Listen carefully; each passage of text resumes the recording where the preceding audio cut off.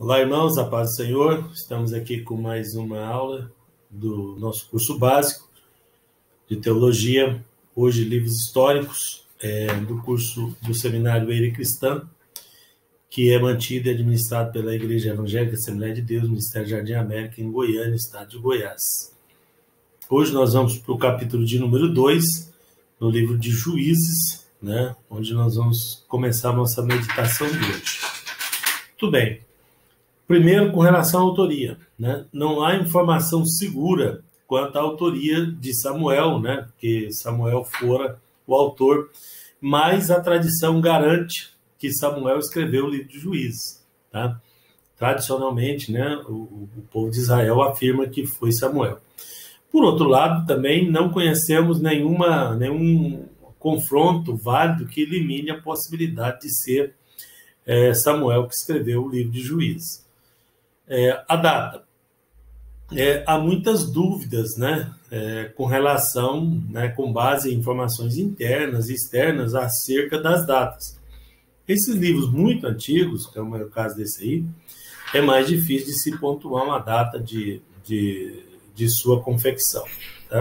Então, portanto, nós não costumamos citar as datas deles aí.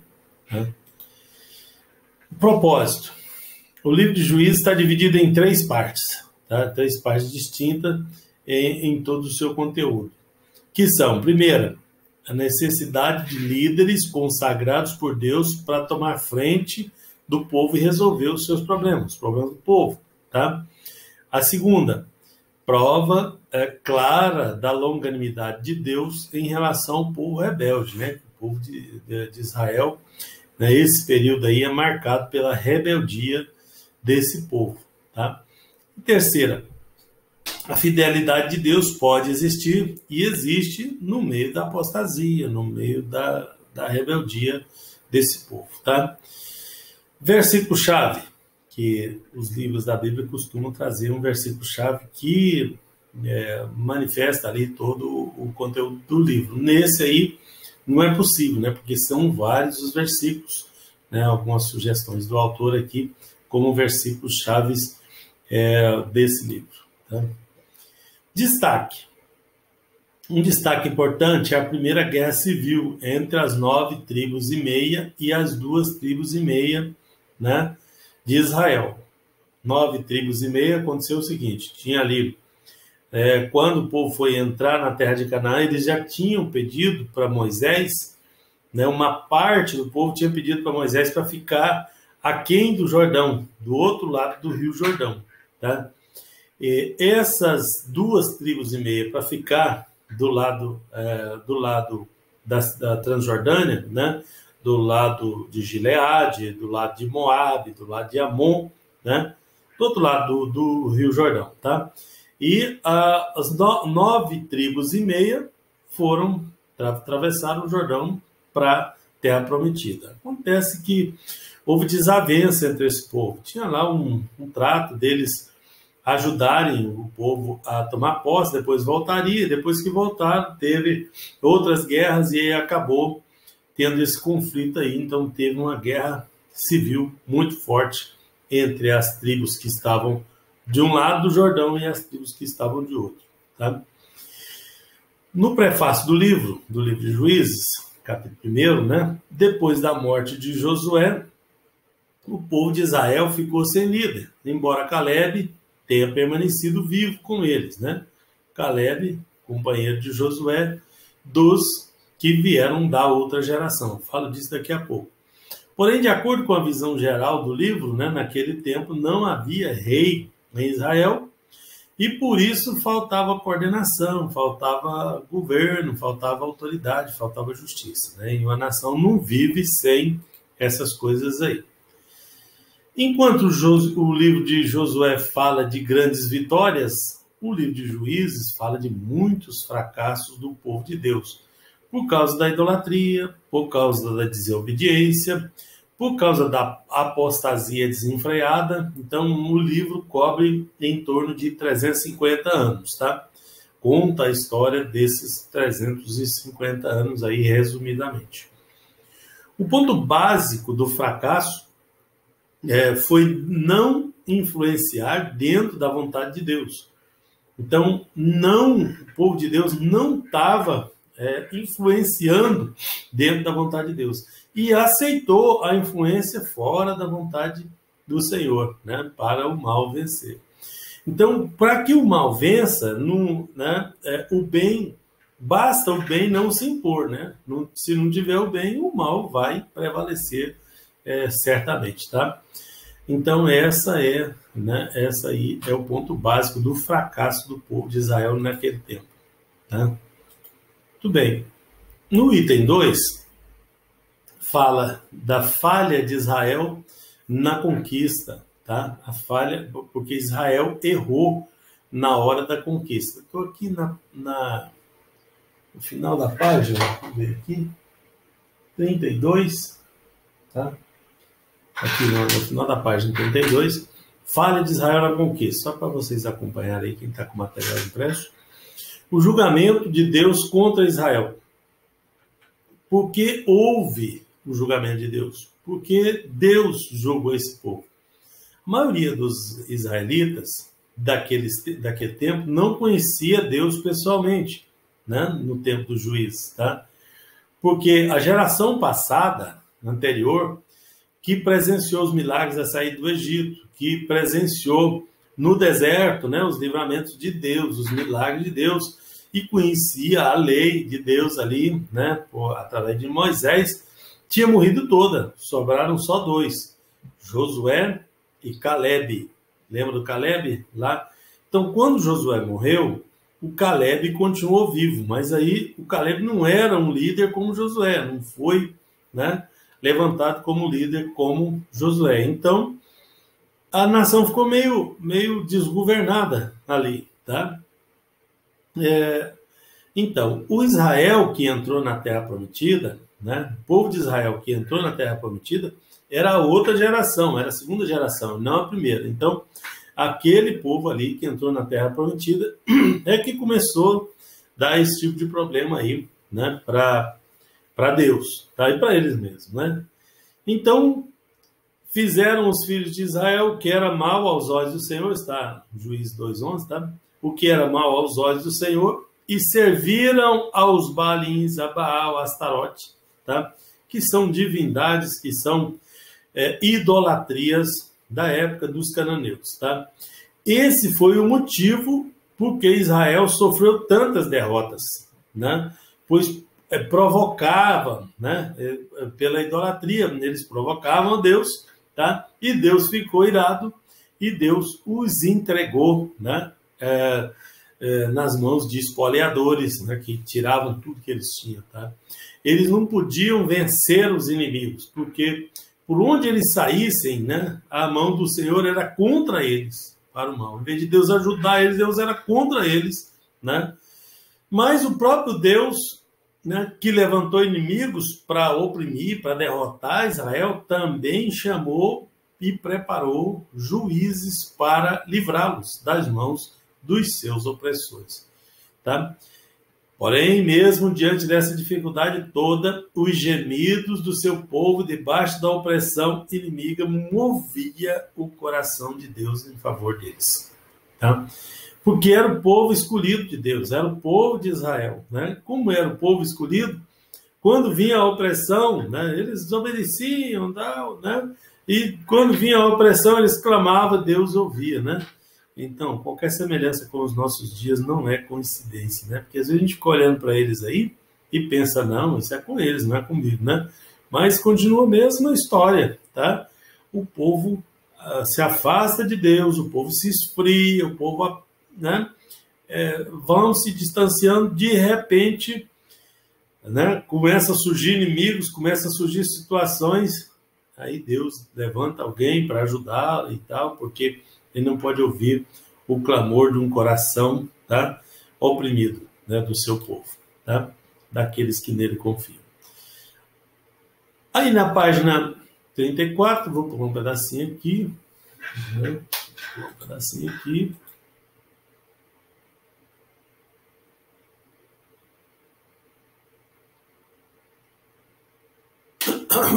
E vamos para a página. Qual seria capítulo 3, o livro de Ruth. Diferente do livro de Juízes, né, aqueles juízes, vários juízes, ali atrás vai listar a história de cada um deles, mas doutrinariamente eu achei mais importante a gente falar agora do livro de Ruth.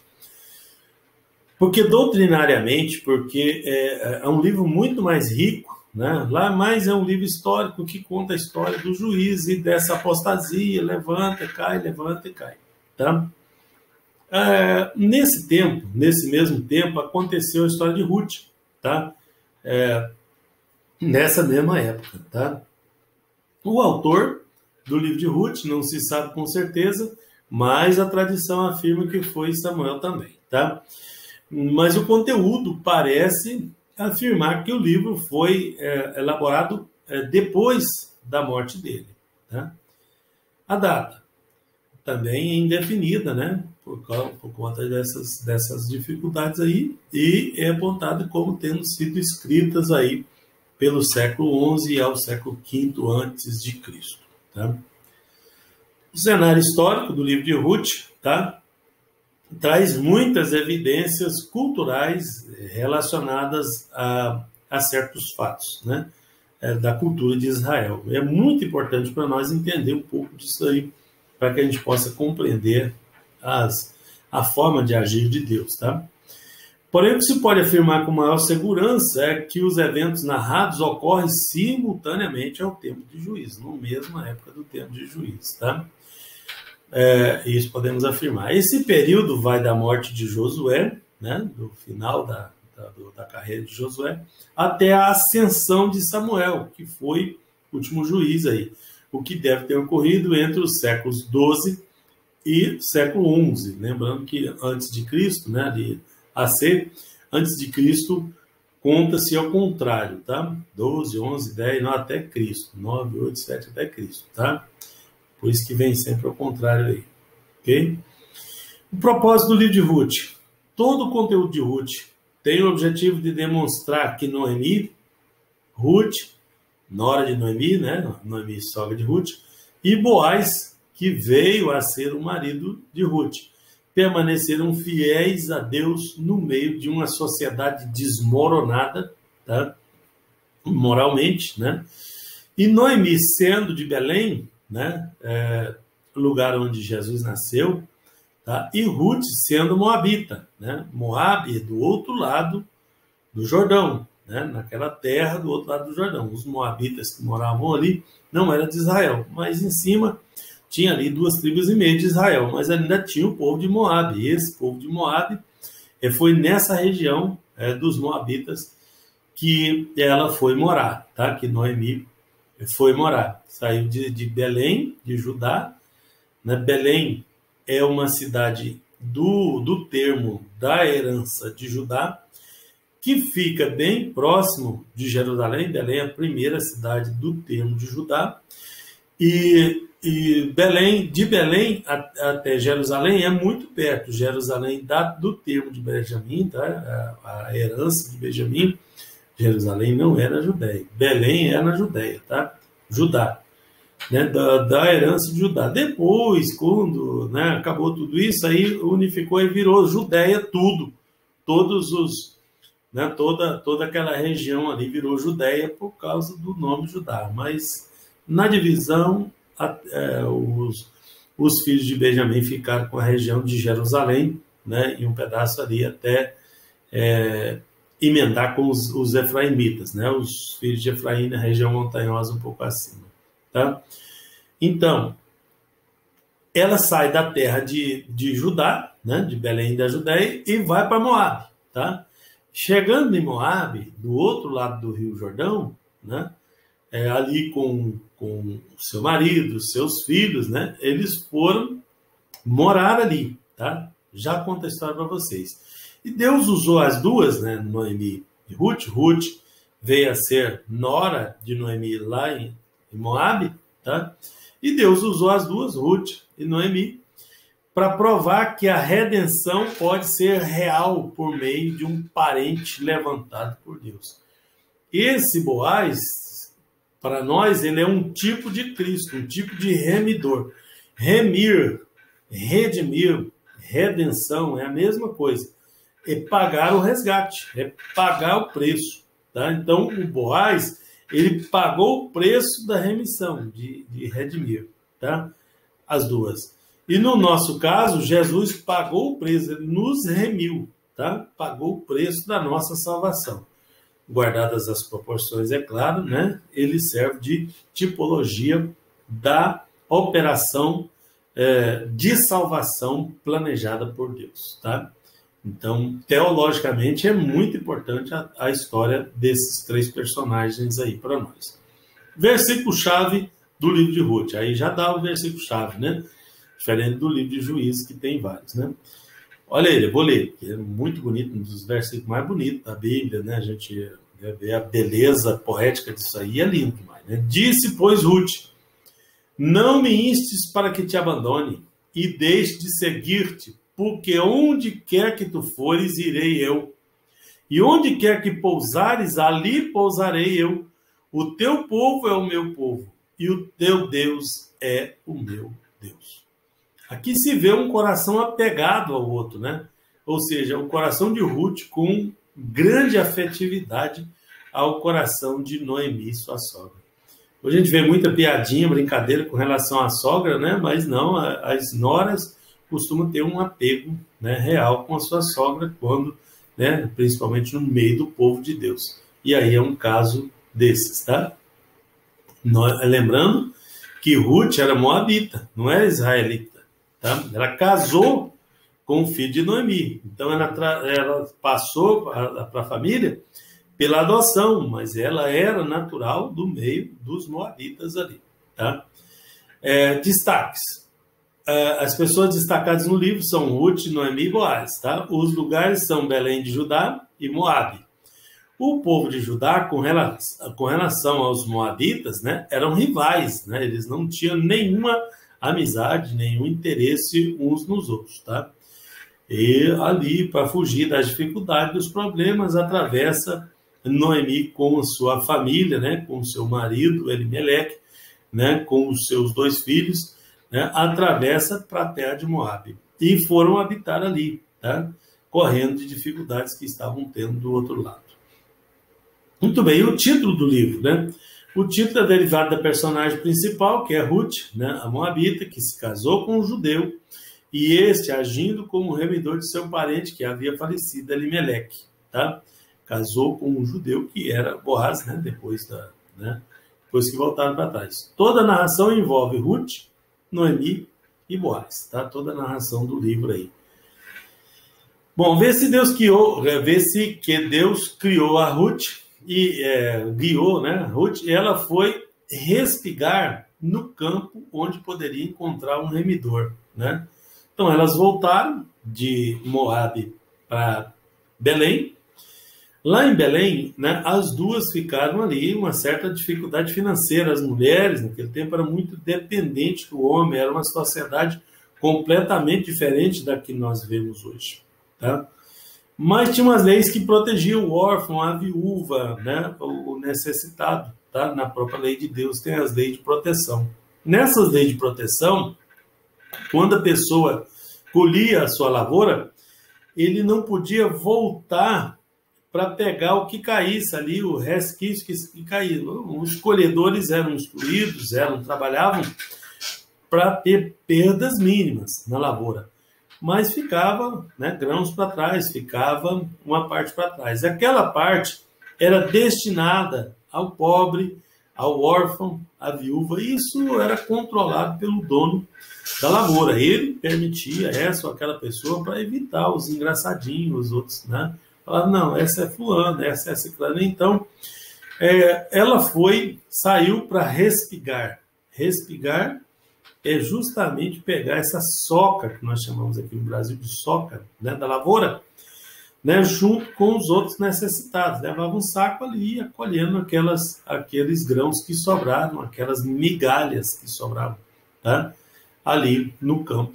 Né? No caso, Deus guiou ela para que ela fosse parar justamente no campo de Boaz, porque ali era uma região que tinha muitas lavouras. Naquele tempo que eles chegaram era o tempo da colheita da cevada, desculpem.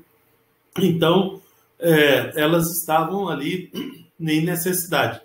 E Ruth, então, pediu permissão para Noemi, porque ela era muito submissa, e foi respigar no campo de Boaz, tá? Pegar espigas lá para elas comerem, para elas matarem a fome, né? Boaz, né? Então, Boaz é um personagem importante aqui, tá? Essa direção representa a vontade de Deus para com Ruth, tá? Deus encaminhar ela, porque ela decidiu, nós vimos lá no versículo, que o povo de Noemi seria o seu povo, que o seu Deus seria... Então, ali ela aceitou os padrões de Deus, ela aceitou viver como uma israelita, debaixo da lei de Deus. E, vivendo debaixo da lei de Deus, ela tinha o direito, pela lei, de fazer aquela colheita da forma que foi feita, tá? A forma de se falar e de decidir com relação ao seu povo é uma base teológica, tá? Para o amor divino, tá? Com o Novo Testamento. Esse Boaz, né? A forma dele administrar, a forma dele fazer as coisas é uma coisa linda, né? Se você vê ele ali cumprimentando os seus trabalhadores, verificando a sua lavoura ali, o seu trabalho, coisa maravilhosa, tá? Grande administrador, tá? Esse remidor, então ele seria o remidor, é um tipo de Cristo como parente remidor, como eu já expliquei para vocês, tá? Então, pela lei, né, um parente próximo poderia redimir o outro parente, se caso ele quisesse. E tinha até uma hierarquia para isso, né? E Boaz nem era o primeiro da lista, né? Tinha outro que hierarquicamente tinha o direito de remir. E remindo, comprando de volta as terras, porque ali Elimeleque tinha sua porção de terra ali, devia ter cedido para outra pessoa. No ano do jubileu tem que devolver tudo para os parentes, mas aí fora do ano do jubileu tinha que pagar de volta, né? E Boaz se propôs a pagar e resgatar tudo isso aí. E para resgatar ele tinha que assumir a viúva, que no caso era Ruth, né? Viúva do seu parente, né? A Noemi também era, mas já era de mais de idade, a mais nova era Ruth, né? Que também ficou sem o seu marido, né? Os filhos de Noemi, Malom e Quilion, tá? Que morreram, né? Foi uma tragédia, né? Eles foram a família inteira, né? As 4 pessoas, Noemi, Elimeleque, Malom e Quilion, né? Os 4 da família. Aí morre 3 lá, né? Morreu o marido, Elimeleque, morreu Malom e morreu Quilion. Tá? E a Noemi ficou sozinha, com as 2 noras. E uma das noras resolve ficar lá em Moabe, e a outra, que era Ruth, resolve vir para Israel com Noemi. Ou não, onde você for, eu vou também. E a Noemi tinha decidido voltar para casa, e a Ruth veio com ela. Tá? Chegando lá, acha esse parente que decidiu remir, que decidiu redimir elas ali e assumir a Ruth como esposa. Tá? Bom, a escolha dela, né? Noemi insistiu que suas noras fossem para a casa de suas mães. Antes de elas voltarem para Israel, Noemi e Ruth, ela insistiu com as 2 noras, né, que elas fossem para a casa das suas mães. Mas Ruth não quis ir, não aceitou, tá? E fez uma declaração inédita, prometendo que estaria com Noemi e não se afastaria dela, ia cuidar dela. Um coração sincero diante de Deus tem uma visão de que caminho seguir para ter a vitória. Uma pessoa sincera diante de Deus, Deus guia ele, né? Deus conduz ele, como foi o caso de Ruth. Tá? Então, Noemi e Ruth foram para Belém, na certeza que lá já havia alimentos, né? E que poderiam ser felizes. O povo da cidade se comoveu e alguém perguntou, não é esta Noemi? Tá? Ela respondeu, não me chame Noemi, né? Me chama de Mara, né? Porque a palavra Noemi significa minha alegria e Mara significa amargo, né? Amargura. Tá? Noemi se sentiu quebrada em pedaços por Deus, né? Como ela mesma disse, né? Cheia parti, porém vazia me fez o Senhor voltar, porque ela perdeu os 3, né, amados ali, marido e 2 filhos, tá? Muito bem. Ruth, então, pediu permissão, que eu já tinha dito para vocês, para Noemi, né, porque ela era submissa, sua sogra, para respigar nos campos, né? E ela respondeu, vai, minha filha, né? E Ruth recebeu permissão para apanhar espigas, né? Podia ser de trigo, cevada, outro tipo de plantação que tivesse ali, tá? Porém elas chegaram a Belém no tempo da colheita de cevada, tá? E no campo durante a colheita de cereais ali, tá? O que foi que aconteceu? Ruth teve alguma surpresa, né? Boaz, parente do marido falecido de Ruth, era rico em propriedades e foi verificar os seus campos, né? Para o lado onde Ruth estava respigando durante o dia. E conversando ali com as pessoas, descobriu que ele que era um parente remidor, era um dos remidores, tá? O rapaz que cuidava da colheita informou a respeito de Ruth, né? E passou a informação para Boaz, dono da lavoura, onde Ruth respigava. A narração fala de Boaz, né? Conversando com Ruth, abrindo algumas exceções a favor dela, né? Água potável, permissão para beber com servo, deixar alguma coisa para trás para elas, né? Os trabalhadores não tinham autorização para colher tudo que tinha, né? Para dar lucro para o seu dono, né? Mas Boaz usou de benevolência com ela. Não, ali tem uma viúva, tem 2 viúvas ali, né? E vocês deixam alguma coisa com elas, e colocou até mais mantimento para elas ali, né?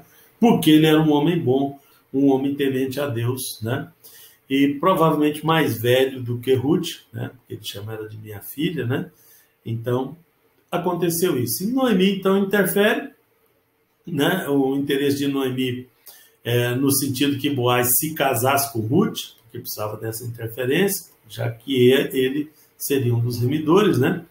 Era a forma de presentear a sua nora, né? De prover um descanso nela, de premiar ela por causa da remissão da propriedade e pela bondade, né? Da Ruth com ela, né? Então ela resolveu interferir ali e deu certo, tá? Aí Boaz redime a Ruth, né? As emoções abaladas devido às possibilidades de Boaz se casar com Ruth, que realmente aconteceu. Depois, então, Ruth dá à luz a Obed. Obed, que é filho de Ruth com Boaz, né? Ele foi pai de Jessé, que foi pai de Davi, né? E Davi, vocês sabem que é a linhagem do Cristo, né? De Jesus, tá? Então essa aí foi a história. Então ele se tornou bisavô do rei Davi, né? E ascendente do Messias, né? A Ruth não poderia visualizar o futuro, né? Inclusive que o nome dela constaria na genealogia do Messias. Se você olhar na genealogia de Jesus, né, no Novo Testamento, vocês vão ver lá que Ruth, né, teve de Boaz, teve, né, Boaz de Ruth, teve Obed, tá? Obed, Jessé, Davi, tá? E na ascendência até chegar em Jesus lá na frente, tá? Então foi uma história linda, né? Da parte da Ruth, que nem era do povo de Israel, que era moabita, e uma história linda do lado de Boaz, o remidor, um homem que deixou uma marca, um legado na Bíblia. Um livro tão pequeno, com tão grandes informações doutrinárias importantes para nós, de como deve ser o proceder do cristão, né, no meio da dificuldade, no meio das coisas que se aparecem. Vamos para o livro de Samuel? 1 Samuel, capítulo 4, tá? A introdução. Este é um livro de transição, né, do sistema de governo, tá? Pois contém o fim do juiz, porque Samuel foi o último juiz, como eu já disse para vocês, e a coroação do primeiro rei, que é o rei Saul, tá? O primeiro rei de Israel é o rei Saul.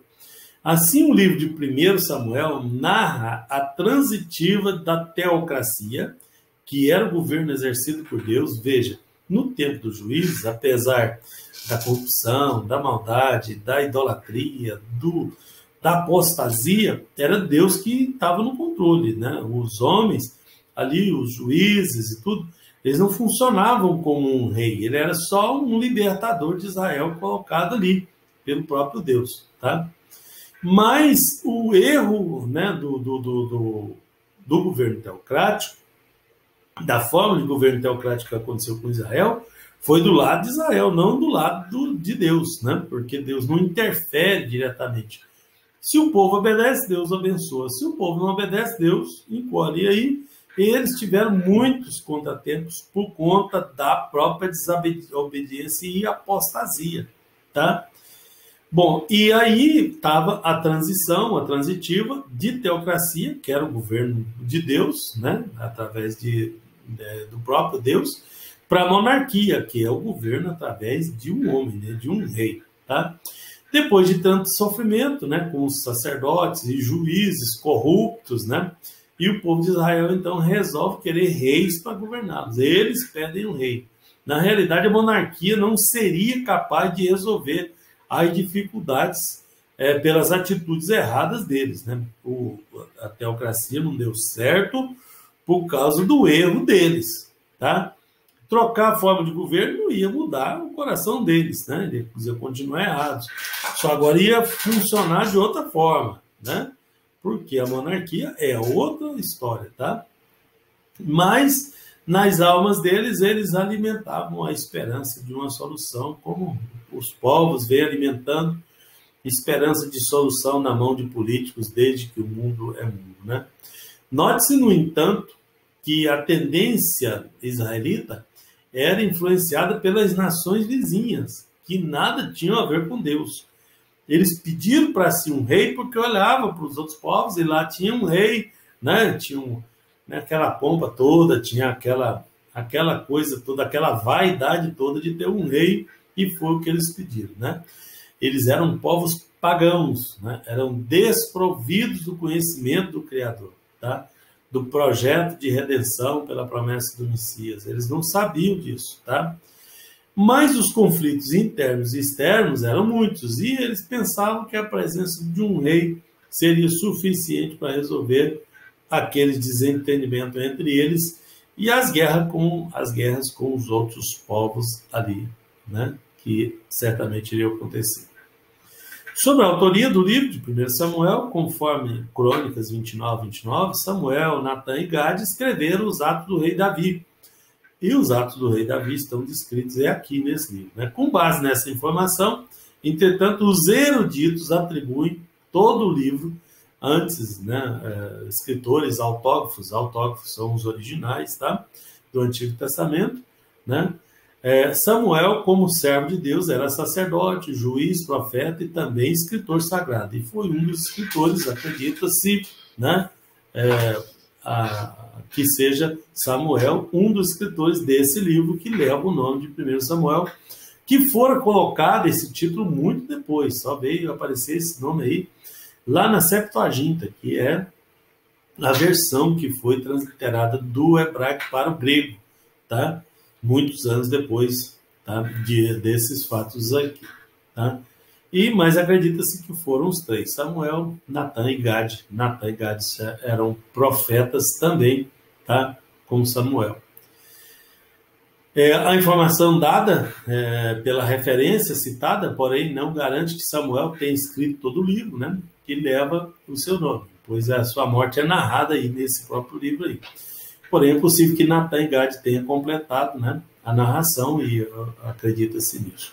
Samuel e seus colegas profetas devem ter escrito o livro nos séculos 11 ou 10 a.C., tá?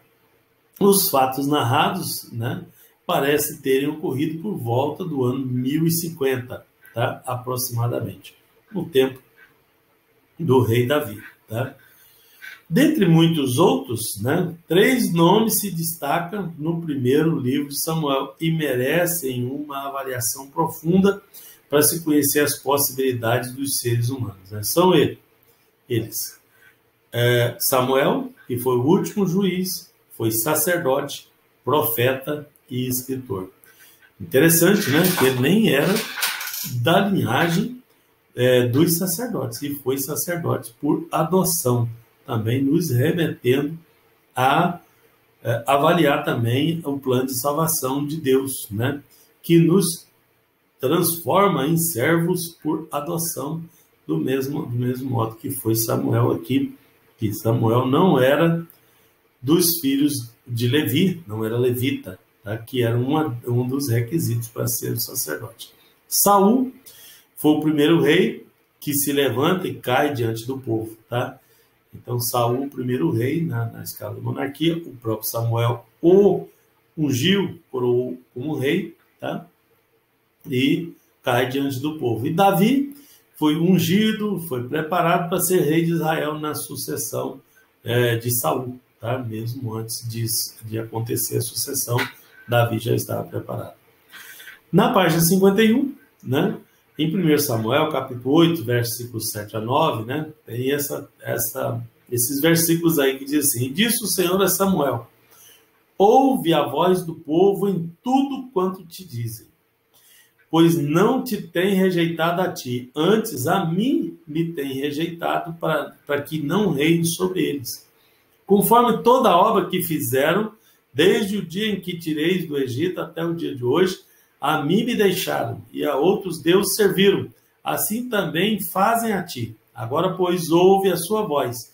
Porém, protesta-lhes solenemente e declara-lhes que qual será o costume do rei que houver de reinar sobre eles. Então, estava aqui Deus falando com Samuel e orientando Samuel. Falou, olha, o sistema teocrático, o sistema onde eu é que cuido, foi rejeitado. Eles não rejeitaram, não foi você. Samuel era o último juiz. O povo estava pedindo um rei. Samuel olha e fala, puxa, será que eles não estão gostando de mim como juiz, né? Aí Deus vem e consola ele e fala, não é com você o problema, é comigo. É que Deus, né, estava sendo rejeitado pelo povo. O sistema teocrático estava sendo rejeitado por aquele povo, tá? E Deus ainda reclama, fala que todas as obras, né, desde da saída do Egito, né, que foram feitas e agora me deixaram, né, servir a outros deuses e fizeram no tempo dos juízes, foi uma idolatria geral, foi um negócio terrível, né, uma história para ser esquecida, tá? E aí Deus dá uma orientação, fala, conta para eles como é que vai ser esse negócio de rei, né? Como é que vai ser o negócio de imposto, de querer tudo que vocês têm, vai tirar toda, né? Vai ser diferente, né? Agora é de um jeito, com um rei vai ser outra coisa, né? Aí vocês vão ver o que é política e o que é, né, ganância, o que é as coisas aí. Mas era para Samuel só orientar eles queriam assim, então assim seja, né? Destaques do livro. Um dos assuntos especiais são 6 pessoas importantes, né, no texto, tá? Destacados. O sacerdote Eli, que sofreu com seus filhos na corrupção, tá? O sacerdote Eli, ele foi o padrasto de Samuel, né? Porque Samuel foi dado por sua mãe, né? Ana, mãe de Samuel, profeta, que ungiu o primeiro rei, ela deu o seu filho para o templo, para ser como oferta para o templo, porque por causa das dificuldades, ela tem um filho e tal, e ela teve um filho, e ela ficou alegre, e ela tinha jurado que ia dar esse filho, e deu o filho. Portanto, ele foi criado por Eli, e por ser criado por Eli, nem era da família dos levitas, né, mas considerado filho, né, os filhos de Eli morre também, e o próprio Samuel foi considerado o sacerdote deles ali, né, por ter crescido ali no templo, tá? Saul, o primeiro rei de Israel, escolhido pelo povo, ungido por Deus, é um dos destaques. Jonathan, o filho de Saul, tá? Também um destaque importante. E o rei Davi, que foi ungido para reinar no lugar de Saul, tá? Que saiu da vontade de Deus, mas que reinou enquanto ocorriam os fatos narrados do primeiro livro, e voltou, se arrependeu na presença de Deus também, tá? Diga-se de passagem. Conteúdo, só um pedacinho aqui, já estou terminando. Depois de uma análise muito cuidadosa, vê-se que o livro de 1 Samuel fala da transição do governo dos juízes para o governo dos reis, tendo como primeiro rei o rei Saul, tá? Aliás, o reino funcionava de forma teocrática, né? Já disse para vocês, né? Então, o verdadeiro rei era um rei visível, que era o próprio Deus, tá? É interessante notar como Deus declara que Israel abandonou o Senhor exigindo reis humanos. O próprio Deus declara, não é com você, é comigo, tá? O livro fala de 4 pessoas muito importantes relacionadas a Israel como um todo, né? Primeiro, Deus, né? O rei celestial que comandava os líderes humanos em benefício do seu povo. Dependia, claro, da obediência deles, o que não aconteceu muitas vezes, né? O reinado de Deus não fracassa, e fracassa é a parte humana dos homens, tá? Então, à medida que eles obedeciam a Deus, a coisa acontecia, a coisa andava. À medida que eles serviam os Astarote, os Balins e os outros deuses, a coisa desandava, tá? Então, funciona mais ou menos assim. Depois vem Samuel, profeta, juiz, sacerdote, escritor, tá? Patriota, de coração humilde, consagrado a Deus, de muita autoridade sobre o povo de Israel. Um personagem espetacular, tá? Saul, primeiro rei de Israel, escolhido pelo povo, ungido, tá? Saul foi escolhido pelo povo. Davi foi escolhido por Deus, tá? O Saul era escolhido pelo povo, era um homem egoísta, ciumento, pródigo, desobediente ao Senhor, né? E assim mesmo ainda reinou por 40 anos. Esses 3 primeiros reis foram 40 anos cada um, tá? Rei Saul, rei Davi, rei Salomão. 40 anos cada um deles, tá? Davi, o homem segundo o coração de Deus, importante músico de Israel, tocador de harpa, ungido rei por ordem do Criador, do próprio Deus, mas provado, perseguido por seus adversários, por Saul, né, como um tipo de preparação política para reconhecer a forma como teria de agir quando empossado como rei, né? Bom, aqui eu vou terminar por aqui, né? Essa meditação aí no livro de Samuel, tá? Que Deus abençoe em nome de Jesus.